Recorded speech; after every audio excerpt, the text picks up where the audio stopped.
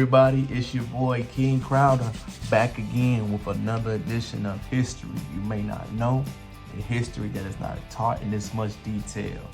Today's lesson, we will focus on a great Black Panther legend based out of Illinois, aka Chicago, Mark Clark, born June 28, 1947. But Mark Clark was a huge Black Panther activist who used his sales tactics, understanding, and joined the Panthers after he heard the 10-point program.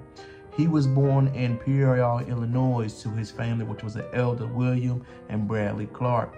They were already ingratiated heavily in the NAACP movement in Illinois at the time. Mark was already had an idea of helping Blacks get their rights from an oppressive government system.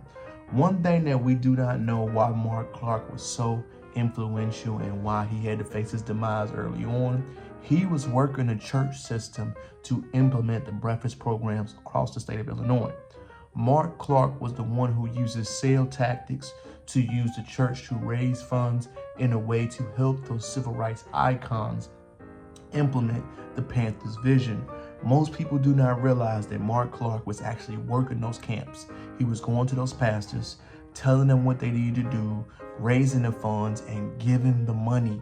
He was unionizing the Blacks in Illinois by telling them what the Panther program began. We already know in a previous video how they implemented the WIC assistant program that the government still uses to this day, and how they implemented the breakfast programs in the United States. The reason why Mr. Clark was such a pivotal piece and component to that is because we never saw someone so young, at a young age of 20, learn how to make people that, as far as religions that are extremely segregated, unionize.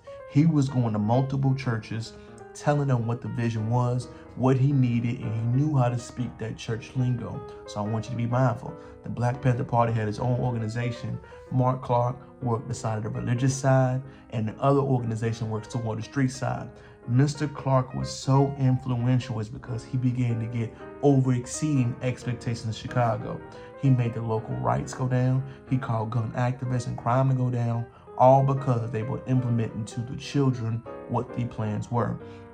The Black Panther Party was probably one of the most successful ones out of the United States, because you must understand these young men, all under the age of 25, were making extreme change.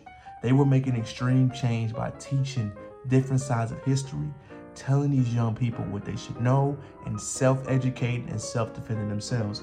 Mark Clark is not discussed as much, even though he was assassinated along with Fred Hampton Jr., but people must understand why he was so pivotal. He was in the FBI investigation because he was wildly successful and he could sell and he was very charismatic. You must understand that he was pivotal in beginning to make them pivot to making those breakfast programs by the Black Panther Party nationwide. The FBI probed them guys because they saw the potential and they saw this movement beginning to spur to other sides of the nation.